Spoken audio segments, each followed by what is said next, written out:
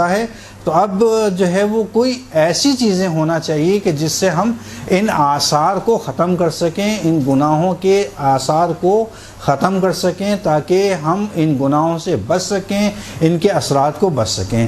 اچھا، پچھلی دفعہ تو میں نے تیزی کے ساتھ جو ہے وہ کچھ چیزیں بیان کی تھیں، اور میں نے بتایا تھا آپ کو کہ مختلف روایات کو دیکھنے کے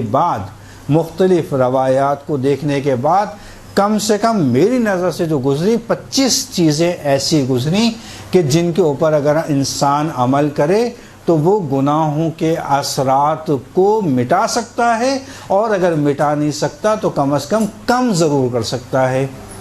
ٹھیک ہے، تو اب میں آؤں تیزی سے کس کی طرف، چونکہ ہمارے پاس ٹائم کا پھر مسئلہ آ گیا ہے، اس لیے میں تیزی سے پھر آتا ہوں کہ ایمان، جتنا انسان کا اپنا ایمان قوی ہوتا رہے گا، مضبوط ہوتا رہے گا، یقین کی منزل بڑھتی رہے گی، تو انسان کہ اس یقین اور ایمان کے قوی ہونے کے ساتھ ساتھ جتنا قوی ہوگا، اللہ تعالیٰ ادھر سے اس کے گناہوں کو مٹانا شروع کرے گا، گناہوں کو کم کرنا شروع کرے گا۔ جب گناہ مٹیں گے تو اس کے گناہوں کے اثر میں، آثار میں خود بخود کمی آئے گی۔ پس ایمان، کون سا ایمان؟ اللہ کے ذات کے اوپر ایمان، اللہ کی توحید کے اوپر ایمان، رسالت کے اوپر ایمان، حضرت رسول کی جو ہے نبوت کے اوپر ایمان، ان کی ختم نبوت کے اوپر ایمان، اور سب سے اہم چیز کیا کہ جس کے لیے اللہ نے رسول کو زحمت دی، اور وہ ہے ولایت علی ابن ابی طالب۔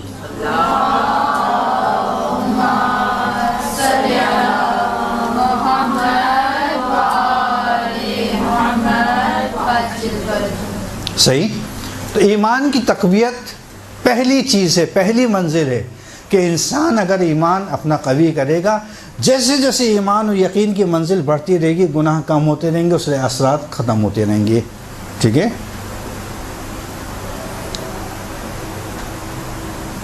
دوسری چیز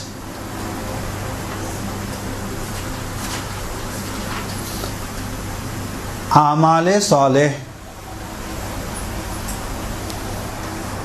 عبادت، واجبات کو انجام دینا، محرمات سے پرہیز کرنا، حتیٰ یعنی پہلے دور کے اندر واقعاً تعجب ہوتا ہے کہ لوگ مکروہات اور مستحبات پوچھا کرتے تھے، علماء سے لوگ پوچھا کرتے تھے مکروہ، یہ تو مکروہ نہیں ہے، یہ مستحب ہے یا نہیں، اس کو انجام دینی تھی۔ کیوں؟ اس لیے کہ حرام اور واجبات کو اصلا پوچھتے نہیں تھے۔ کیوں نہیں پوچھتے تھے؟ اس لیے نہیں کہ عام تھے، اس لیے نہیں پوچھتے تھے کہ یہ تو یقین ہے واجبات اور حرام تو سب انجام دیتے ہی ہیں، یعنی محرمات سے پرہیز کرتے ہیں، واجبات کو تو انجام دیتے ہی ہیں، لیکن ہمیں پوچھنا ہے مکروہات کے بارے میں کہ کہیں مکروہ تو نہیں ہم سے سرزد ہو رہا۔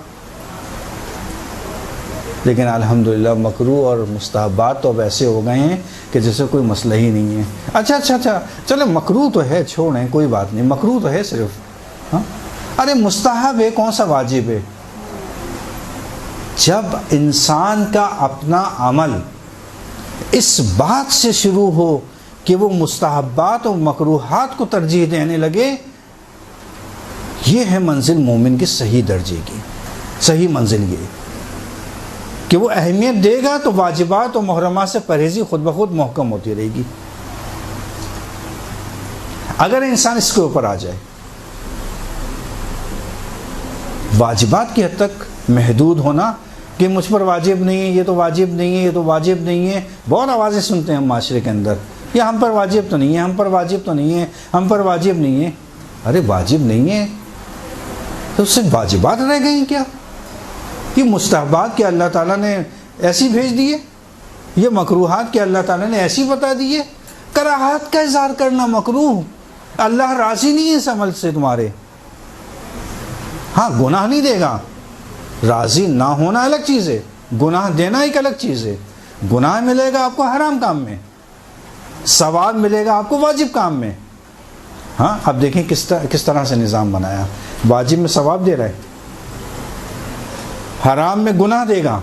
کہا اچھا مکروہ ہے، میں راضی تو نہیں ہوں، کر سکتے ہو، چلو سزا نہیں دوں گا، لیکن مستحب میں دوسری جگہ کہ کرو گے واجب میں الگ دوں گا ثواب، کرو گے یہاں پہ بھی ثواب دوں گا، یعنی وہ بانٹ رہا ہے ثواب۔ انسان آئے تو صحیح، واجبات کو چھوڑے ابھی، یعنی چھوڑنے سے مراد یہ نہیں واجبات چھوڑ دے، واجبات کی منزل اب آگے بڑھیں واجبات سے، اب دوسرا مرحلہ آگے بڑھیں قدم، واجبات پہ تو عمل کرنا ہی کرنا ہے، حرام سے تو بچنا ہی بچنا ہے، دوسرا قدم آگے بڑھانا ہے ہمیں کہ مستحبات کے اوپر کوشش کریں، توجہ دیں، مکروہات کے اوپر توجہ دیں، تاکہ وہ چیز محکم ہو، کون سی؟ واجبات کی اور مکروہات کی، کیوں ہماری توجہ اس طرف نہیں جاتی۔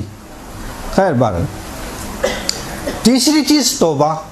توبہ کا عمل انسان کے گناہوں کو خود اللہ تعالیٰ کہتا ہے کہ جس نے توبہ کی میں اس کو گناہ بخش دوں گا، کہ چلو ٹھیک ہے کوئی بات نہیں، توبہ کر لی۔ لیکن یاد رکھیے گا، آج کل کے زمانے کے اندر ایک بہت بڑی غلط فہمی یہ پائی جاتی ہے ہمارے معاشرے کے اندر، خصوصاً لوگ جو ہے وہ استغفار کو کہتے ہیں توبہ، استغفر اللہ ربی واتوب الیہ، استغفر اللہ، توبہ توبہ۔ یہ توبہ نہیں ہے، توبہ یہ والی توبہ نہیں ہے، ہمارے معاشرے کی توبہ ہے، معاشرے میں پائے جانے والی توبہ ہے، لیکن جو شریعت اور اسلام جس کو توبہ مانتے ہیں وہ توبہ نہیں ہے۔ تو یاد رکھیے گا کہ توبہ الگ چیز ہے، استغفار الگ چیز ہے۔ استغفر اللہ ربی واتوب الیہ، استغفر اللہ، استغفر اللہ، استغفر اللہ۔ استغفار طلب مغفرت ہے، طلب رحمت ہے، وہ دعا ہے، آپ دعا کر رہے ہیں، اس کا مطلب توبہ نہیں کر رہے آپ۔ توبہ الگ چیز ہے، فرق ہے دونوں میں۔ استغفار توبہ نہیں ہے، توبہ استغفار نہیں ہے، یہ طلب مغفرت ہے۔ توبہ الگ چیز، توبہ کیا چیز ہے پھر؟ جب ہماری توبہ کر جاتی ہے، جو گناہ کر چکے ہیں ان کو چھوڑ دی، ان کو دوبارہ نہ کرنے، شرمندہ ہوں۔ توبہ ہے کہ انسان اپنے پرانے گناہ کے اوپر پشیمان ہو، شرمندہ ہو، اور ارادہ کرے کہ آئندہ نہیں کروں گا مصمم، فی الحال تو کر لے، اس لیے کہ آئندہ کی خبر تو اللہ کو ہے، ابھی تو کریں ارادہ کہ گناہ نہیں کریں گے ہم، لیکن پشیمانی، اس کا نام ہے توبہ۔ انسان نادم ہو، پشیمان ہو، شرمندہ ہو گناہوں کے اوپر، اور ارادہ کرے آئندہ کے نا انجام دینے کے اوپر، اس کا نام ہے توبہ۔ واضح ہوا، تعریف واضح ہوئی۔ توبہ کی تعریف کیا ہے؟ توبہ کی تعریف ہے گناہوں کے اوپر شرمندہ، پشیمانی، ندامت اور آئندہ کا ارادہ کرنا کہ نہیں کروں گا، یہ ہے، اس کا نام ہے توبہ۔ ابھی کان پکڑ لینا استغفار، یہ توبہ نہیں ہے، توبہ وہی ہے جو ابھی تعریف بتائی، ارادہ، پشیمانی، ندامت، یہ توبہ ہے۔ سچے دل کے ساتھ کرے، اس کو قبول کرتا ہے پروردگار۔ اچھا، پھر ہم یہ کیا کرتے ہیں؟ استغفر اللہ ربی، کہ استغفار پڑھو، استغفار 70 مرتبہ، یہ طلب مغفرت ہے، معاف کر دے پروردگار، معاف کر دے، توبہ نہیں ہے، توبہ الگ چیز ہے۔ لوگ یہاں پہ غلط فہمی کا شکار ہوتے ہیں، وہ سمجھتے ہیں یہی توبہ ہے، نہیں، توبہ یہ نہیں ہے، یہ الگ چیز ہے، وہ الگ چیز ہے، ٹھیک ہے۔ بس سچی توبہ انسان کو، اور پھر وہ سورہ فرقان کی جو ہے وہ 68ویں اور 68 اور 69 جو ہے سورہ فرقان کی آیات موجود ہیں، جو اللہ تعالیٰ قرآن میں، بلکہ اس میں وعدہ فرما رہے اللہ تعالیٰ کہ جو اگر اعمال صالح انجام دے گا اور توبہ کرے گا اور اعمال صالح کو انجام دے گا تو ہم اس کے گناہوں کو تبدیل کر دیں گے، کس میں؟ نیکیوں میں۔ یہ آیت موجود ہے پروردگار کے پاس۔ اس کا مطلب یہ ہے کہ بعض اعمال ایسے ہیں کہ انسان اگر انجام دے، نہ فقط یہ کہ وہ ختم کر دیے جائیں گے بلکہ ان کو حسنات میں بھی تبدیل کر دیا جائے گا۔ چوتھی چیز ترک گناہ، گناہ کو بالآخر گناہ کو چھوڑ دینا، گناہ کو ترک کرنا۔ اور پانچویں چیز نیک کام انجام دینا۔ نیک کام انجام دینے سے کیا ہوتا ہے کہ جناب آپ کے گناہوں کو مٹا دیا جاتا ہے، تم نیک کام انجام دو۔ اچھا، اوپر ہم نے بتایا تھا اعمال صالح، اعمال صالح اور نیک کام میں کیا فرق ہے؟ اعمال صالح عبادات سے تعلق رکھتا ہے، نیک کام کلی طور پر ہیں، چاہے وہ عبادات کا کام ہو، چاہے وہ فقیروں کی مدد ہو، کسی مومن کا گھر بنانا ہے، کسی مومن کی شادی میں مدد کرنا ہے، کوئی بھی XYZ، یہ سارے نیک کام ہیں۔ کوئی بھی نیک کام انجام دیں، یہ بھی باعث بنتے ہیں کہ انسان کے گناہ کو مٹا دیے جائیں گے۔ اسی طرح سے سب سے چھٹی چیز اعتراف و اقرار گناہ۔ اسی لیے عرفہ، میدان عرفات کو کیوں کہتے ہیں؟ میدان عرفات، حج کے موقع پر میدان عرفہ میں جو لوگ بیٹھتے ہیں اس کو کیا کہتے ہیں؟ میدان عرفات۔ کیوں؟ اعتراف کی جگہ، انسان وہاں بیٹھ کر اپنے گناہوں کو یاد کرے، اللہ کے بارگاہ میں اپنے گناہوں کو یاد کرتے ہوئے گناہوں کے اوپر شرمندہ ہو، معافی مانگے، طلب مغفرت کرے، استغفار کرے۔ ہاں، اسی لیے اس کو کہتے ہیں میدان عرفہ یا میدان عرفات۔ صحیح ہے؟ اب اس میں نے پچھلی دفعہ آپ کو بتا دیا تھا کہ گناہوں کو دوسرے کے سامنے بیان کرنا جائز نہیں ہے، چھپا کے رکھیں۔ صحیح؟ اچھا، اسی طرح سے وضو سے رہنا، اور اس میں روایت ہے رسول خدا کی کہ حضرت سلمان فارسی کے ساتھ درخت کے نیچے بیٹھے تھے، تو ایک چیز دکھاؤں، کہ دکھائیے۔ سلمان فارسی نے کہا، رسول بلند ہوئے اور اس کے بعد جو ہے وہ ایک ٹہنی کو ہلایا، ٹہنی کو ہلانے کے بعد اس کے سوکھے پتے جو تھے وہ گرنے لگے۔ کہا کہ دیکھو کہ جب انسان جو ہے وہ وضو کے ساتھ رہتا ہے تو اس کے گناہ اس طرح سے جھڑتے ہیں جیسے اس درخت کے سوکھے پتے جھڑ گئے۔ تو بس انسان کو جتنا زیادہ چاہے وضو، نہ فقط یہ کہ آپ کا ٹائم پیریڈ جو زندگی کا ہے وہ بڑھا دیتا ہے، بلکہ گناہوں کی جھڑنے کا سبب بھی وضو بنتا ہے۔ اس لیے بہتر ہے کہ انسان زیادہ سے زیادہ وضو کے ساتھ رہے۔ اسی طرح سے خضوع کس موقع پہ؟ دعا و مناجات کے موقع پر، یعنی گریہ، یعنی واقع دل کے ساتھ انسان جو ہے گریہ وزاری کرے، اپنے گناہوں پر شرمندہ ہوتے ہوئے، اور طلب مغفرت کرے۔ اسی طرح سے نویں چیز وہ ہے بیماری میں تحمل، صبر و تحمل۔ بیماری جب مومن کے اوپر آتی ہے تو اس کے گناہوں کے گھٹنے کا باعث بنتی ہے۔ اسی طرح سے مصیبت اور مشکلات پر صبر۔ اور 11ویں چیز مومن کی حاجت روائی کے لیے، آپ پرانا درس سن لیجئے گا انشاءاللہ تو آپ کو تفصیل اس کی پتہ چل جائے گی۔ 12ویں چیز جو گناہوں کو کم کرتی ہے وہ صلہ ارحام ہے۔ نہ فقط یہ کہ آپ کے گناہوں کو کم کرتی ہے بلکہ آپ کی عمر میں بھی اضافہ کرتی ہے۔ اسی طرح سے 13ویں چیز خوش اخلاقی، جو کہ ہمارے معاشرے سے آہستہ آہستہ ناپید ہوتی جا رہی ہے۔ کسی کو کچھ کہہ کے تو دیکھیں آپ، ایسے پھول جھڑیں گے ہاں کہ پوری دور دور کے جو گھر بھی ہوں گے یا دکانیں ہوں گی آپس میں وہ سب روشن ہو جائیں گے اس سے، ایسے ایسے جو ہے وہ پھول اس کے دہانے مبارک سے جو ہے وہ صادر ہوں گے۔ تو خوش اخلاقی جو ہے وہ باعث بنتی ہے کہ جو کہ آپ کے گناہوں کو مصافحہ اور معانقہ کرنا، مومن کے ساتھ ہاتھ ملانا اور اس سے گلے ملنا، یہ خود جو ہے وہ باعث بنتا ہے کہ انسان جو ہے وہ دیدار مومن زیارت کرنا۔ 15ویں چیز 16 ماں باپ کی خدمت کرنا، ماں باپ کی خدمت کرنا یہ خود باعث ثواب ہے۔ 17ویں چیز فقراء مومن کو اطعام دینا۔ اچھا، اس پر بھی لوگوں کو اعتراض ہوتا ہے کہ کیوں کھانا کھلا، نہیں، مومن فقراء مومن کو کھلائیں بہت زیادہ ثواب ہے۔ میں کہتا ہوں کسی بھی مومن کو اطعام دینا ثواب کا باعث ہے، ضروری نہیں ہے کہ فقیر ہو وہ، ان کے پاس تو بہت ماشاءاللہ سے یہ تو پی سی میں جا کے کھا سکتے ہیں، کھانے دیجیے آپ پی سی میں، اب آپ کھلا دیجیے، آپ کیوں نہیں کھلا رہے؟ مومن کو فقط اس لیے میں کہتا ہوں بابا چائے پلا رہی ہیں آپ، اس کے آگے آپ مہمان نوازی کو کچھ سامان رکھ رہی ہیں، اللہ تعالیٰ آپ کے اجداد کو، آپ کے بزرگوں کو، آپ کے والدین کو آپ کے سروں پر قائم رکھے ان کا سایہ، صحیح؟ اپنے جو گزرے ہوئے افراد ہیں، آپ کے اجداد ہیں، آپ کے آئمہ کا ثواب اتنا زیادہ ہے، نیت کر لیں ایک پانی کے گلاس پلانے کے اوپر، ایک چائے پلانے کے اوپر، کیا حرج جاتا ہے؟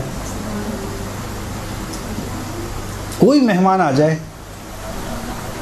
نیت کس طرح؟ جی نیت کس طرح سے؟ آپ کے دل میں قصد، نیت کا مطلب ہے قصد، میں اس پانی گلاس پانی پلانے، اس بندے مومن کو میں پانی پلا رہی ہوں، اس کا جو اجر و ثواب اللہ نے مجھے دینے کے لیے لکھا ہے وہ میرے مثلا فلاں کو پہنچے، معصومین کو پہنچے، مثلا معصومین کو پہنچائیں ثواب۔ معصومین جو ہے وہ کبھی بھی آپ کے بھیجے ہوئے ہدیہ لے کر خاموش نہیں بیٹھیں گے، وہ اس سے بہتر ہدیہ آپ کو بھیجیں گے۔ نیت کر لیں. اور میں بتا رہا ہوں روایات، اب میں واقعاً کسی دن جو ہے شاید موقع لگا تو میں آپ کو صرف اس موضوع پہ اطعام مومن اسی موضوع پہ حدیث سناؤں گا کہ کیسی کیسی روایتیں ہیں. کب بھول جاؤ، امیر ہے، غریب ہے، فقیر ہے تو بہت ثواب ہے. فقیر نہیں بھی ہے تو فقط اس عنوان سے کہ مومن ہے، اس کو کھانا کھلاؤ. میں کہتا ہوں کہ لوگ مجھ سے رابطہ کرتے ہیں واقعی نا، مولانا آج کل بڑی پریشانی آئی ہوئی ہے، آج کل بڑی مشکل ہے. میں کہ 4 مومن کو بلاؤ، 5 مومن کو بلاؤ، اپنے گھر میں کھانا کھلاؤ، دیکھو کیسی مصیبت جاتی ہے تمہارے گھر سے. کھلاؤ. اچھا بابا ضروری تھوڑی ہے کہ آپ جو ہیں اس مومن کو بلا کے جو ہے وہ روسٹ اور کیا وہ سبزیاں اور پتہ نہیں کیا کھلائیے.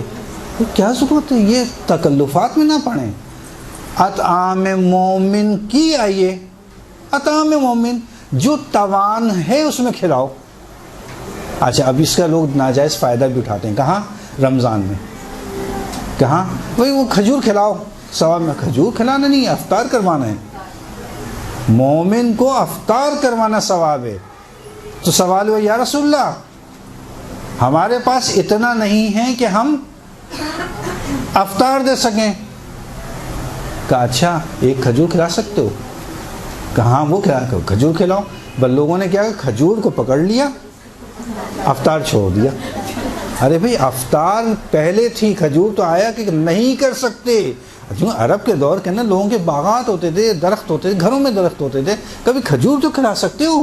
کھجور ان کی ہوتی ہے سب سے سستی چیز جو ہر گھر میں پائی جاتی تھی. اچھا کھجور تو کھلا سکتے ہو، یہ رسول کہہ رہے ہیں.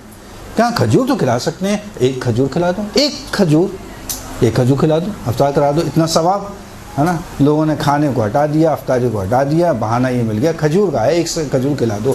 بس ایک کھجور نہیں کھانا کھلانا ہے. اطعام مومن کا ثواب ہے، مومن کو کھانا کھلانا ثواب ہے. جتنی توان ہے اتنا کھلا دو. ضروری نہیں کہ اس کے لیے جو ہے وہ آپ بہت زیادہ انتظام کریں. ہاں پریشانی ہے، مشکل ہے، گرفتاری ہے، آپ کو کوئی مشکل آ گئی ہے، اس کے حل کے لیے 4 مومن 5 مومن کو جمع کریں. ہاں البتہ روایات میں دیکھیں تفصیل تو میں نہیں بتا رہا، خیر روایات میں اگر جلدی دعا قبول کرانا ہے اس کا بھی ایک طریقہ ہے. اس کا طریقہ یہ ہے روایت میں کہ البتہ دیکھیں سادات برابر ہیں، سب صحیح، کوئی فرق نہیں ہے. لیکن بہرحال جس طرح سے تمام مومن برابر ہیں لیکن سادات کو ایک بلاخر فضیلت حاصل ہے. صحیح ہے. سادات میں اگر وہ ہاشمی سادات ہیں، صحیح ہے، اور ایک فاطمی سادات ہیں تو بالآخر ان میں بھی فاطمی سادات کو ہاشمی سادات کے اوپر فضیلت حاصل ہے. ٹھیک ہے فضیلت، کیا کریں، اللہ نے رکھی ہے. اسی طرح سے مومن سارے برابر ہیں، لیکن دعاؤں کے لیے اگر کوئی موسوی سادات ہے، امام موسیٰ کاظم علیہ السلام کی اولاد سے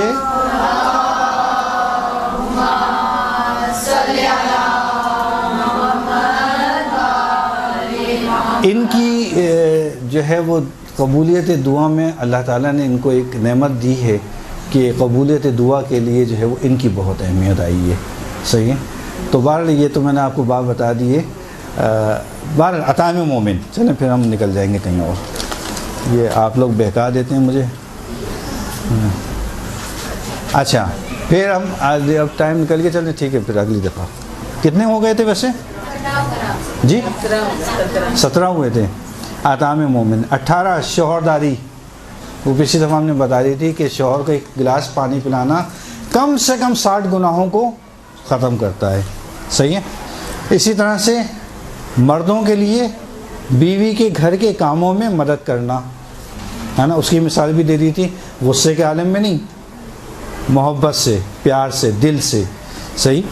اسی طرح سے جو ہے وہ حقیقی روزہ رکھنا. حقیقی روزے سے مراد جو ہے وہ بہرحال بعض خواتین کی نظریں بار بار جو ہے وہ گھڑی پہ جا رہی ہیں، مجھے احساس ہے، معذرت چاہتا ہوں.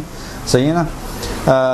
اسی طرح سے جو ہے وہ افطار، مومن کو افطار کرانا. اسی طرح سے جو ہے وہ جی جی جی آواز. حقیقی روزہ یعنی وہی جو کہتے ہیں نہ فقط یہ کہ پیٹ کا روزہ بلکہ آنکھوں، کانوں اور اندوں کا بھی روزہ، اعضاء و جوارح کا روزہ. صحیح. اسی طرح سے جو ہے وہ مومن کو روزے میں افطار دینا، اسی طرح سے جو ہے وہ صدقہ، یتیم سے الفت و محبت، یتیم بچے سے سر پہ ہاتھ پھیرنا بہت زیادہ ثواب کا باعث ہے۔ نہیں پتہ ابھی اس میں حکمت کیا ہے۔ دیکھیں بعض چیزیں آئمہ نے ہمیں بتا دی ہیں حکمتیں، بعض جگہوں پہ ہمیں نہیں پتہ۔ ایک بچے کے سر پہ ہاتھ پھیرنا کا بہت زیادہ ثواب ہے، ہاتھ پھیرو سر پر۔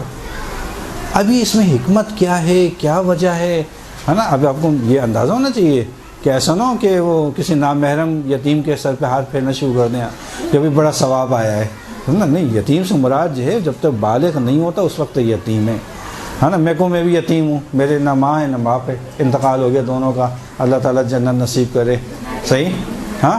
تو میں بھی یتیم ہوں؟ نہیں، میں یتیم نہیں ہوں، میں یتیم کے اس سے خارج ہو گیا ہوں۔ کیوں؟ اس لیے کہ یتیم جو ہے بلوغ کی حد تک ہے، بالغ ہونے کے بعد یتیمی کے وہ اثرات ختم ہو جاتے ہیں، تو وہ جو ہاتھ پھیرنا ہے وہ چھوٹے بچوں کے لیے، ٹھیک ہے۔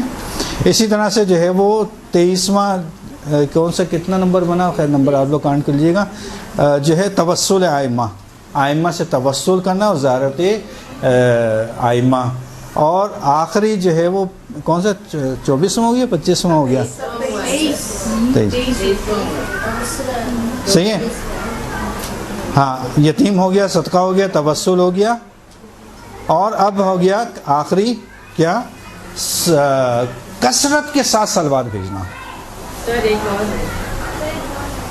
اب آپ گنتے رہیے گا، وہ ہو سکتا ہے آگے پیچھے ہو گیا ہو۔ کثرت کے ساتھ صلوات بھیجنا اس کا اپنا ایک اثر ہے۔ اچھا، لوگ عموماً کیا کرتے ہیں، لوگ عموماً جو ہے صلوات کو بڑا کم سمجھتے ہیں، بہت ہلکا سمجھتے ہیں۔ ہلکا نہ سمجھیے گا، ابھی تو خیر کافی ضعیف ہو گئے، آئے روحانی ہوتے ہیں، اور وہ جو ہیں تعبیر خواب میں کئی مرتبہ ملا ان سے، تو ہے نا، ابھی حیات ہیں، تعبیر خواب کے اندر بڑے ماہر ہیں، خواب کی تعبیر بتانے میں، صحیح۔ تو ایک بار میں نے ان سے سوال کیا، خود میرا اپنا ذاتی سوال تھا ان سے، میں نے کہا جی یہ آپ نے یہ کہاں سے مسئلہ سیکھا، مجھے بھی دے دیں آپ، کوئی مجھے بھی عطا ہو جائے۔ کہا کہ یہ کہیں سے نہیں سیکھا، میں نے کثرت صلوات کی وجہ سے مجھ پر عطا ہوا۔ اتنا زیادہ صلوات پڑھی کہ اللہ نے ایک نعمت، ایک علم سے ان کو خاص نوازا۔ تو یہ صلوات معمولی چیز نہیں ہے جس کو لوگ معمولی سمجھتے ہیں۔ اچھا، اب وہ آپ کسی مومن سے کہیں کہ میرے فلاں کے لیے تم جو ہے وہ فاتحہ پڑھ دو، کہ وہ سورہ حمد پڑھوں، 3 مرتبہ قل پڑھوں، ہے نا، ہو سکتا ہے کچھ سستی کریں، ہاں۔ اچھا، لوگ اس کو بڑی توجہ کے ساتھ یہ سنتے ہیں کہ شاید سورہ، جی ہاں ثواب ہے، اس میں کوئی شک نہیں ہے۔ سورہ حمد کی اگر تلاوت کرے گا اس میں بھی ثواب ہے، سورہ توحید کی تلاوت کرے گا اس میں بھی ثواب ہے، اس میں کوئی شک نہیں ہے۔ لیکن اگر آپ مومن کو زحمت نہیں دینا چاہتی ہیں اور کہتے ہیں ثواب بھی کثرت کے ساتھ پہنچ جائے، ثواب بھی زیادہ پہنچے، تو سب سے بہتر ہے کہ ایک مرتبہ صلوات بھیج دو میرے اجداد کے لیے، صرف صلوات۔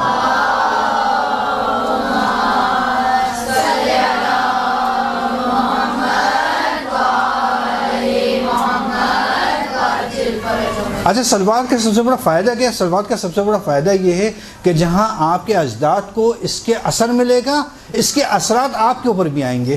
یہ ایک سب سے بڑا کمال ہے کہ نہ فقط ان کو ثواب ملے گا، لیکن پڑھنے کے بعد جو اس کے اثرات آئیں گے وہ آپ کی اپنی زندگی میں بھی آئیں گے۔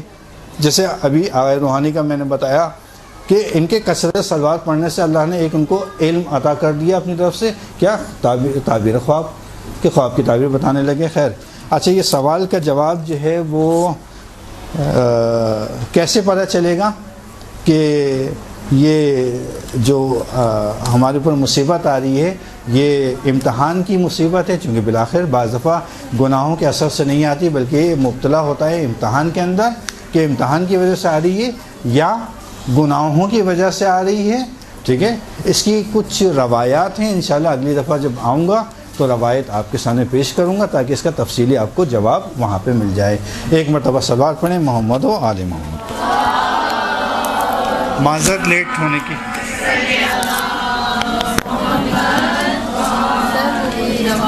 برحمتك يا أرحم الراحمين وصلى الله على محمد وآله الطاهرين